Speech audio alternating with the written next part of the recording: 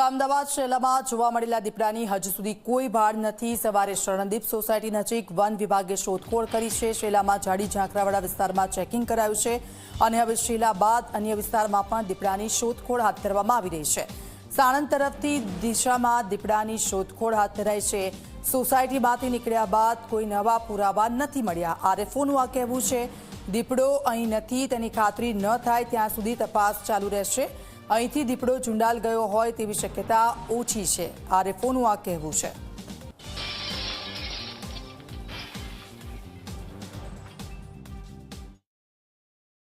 જે છેલ્લી મુવમેન્ટ હતી જે સીસીટીવીમાં કેદ થયું હતું એના પછી જે આપણે સર્ચ ઓપરેશન કર્યું હતું અને ફૂટમાર્ક મળ્યા હતા એ પછી ગત રાત્રિ અને આજ સવારથી અમારી ટીમો અલગ અલગ જગ્યાએ સર્ચ ઓપરેશન કરી રહી છે અને અન્ય કોઈ જગ્યાએથી પણ ઓથેન્ટિક એવા કોઈ ન્યૂઝ કે એવી કોઈ પૂર્તતા નથી થઈ કે આ વિસ્તારમાં દીપડો દેખાવ દીધો હોય।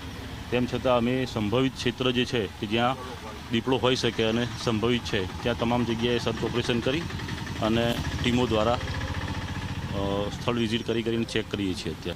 આપણી અત્યારે 4 ટીમો કાર્યરત છે। 4 જગ્યાએ કેજ મૂક્યા છે। એક કેજ આપણે સ્પેરમાં રાખેલું છે। જ્યાં સુધી આપણને કોઈ ઓથેન્ટિક માહિતી ના મળે કે આ વિસ્તારમાંથી દીપડો નથી અથવા સુરક્ષિત છે જ્યાં સુધી સંભાવના રહેલી છે આ વિસ્તારમાં ત્યાં સુધી આપણે આ કન્ટિન્યુ ચાલુ છે। થર્મલ ડ્રોન્સ દ્વારા અમે રાતે દિવસે પણ સર્ચ ઓપરેશન કર્યું છે। જે સર્ચ ઓપરેશનમાં અત્યાર સુધી દીપડો ક્યાંય હોય એવું કોઈ અમને ઓથેન્ટિક પુરાવા મળ્યા નથી।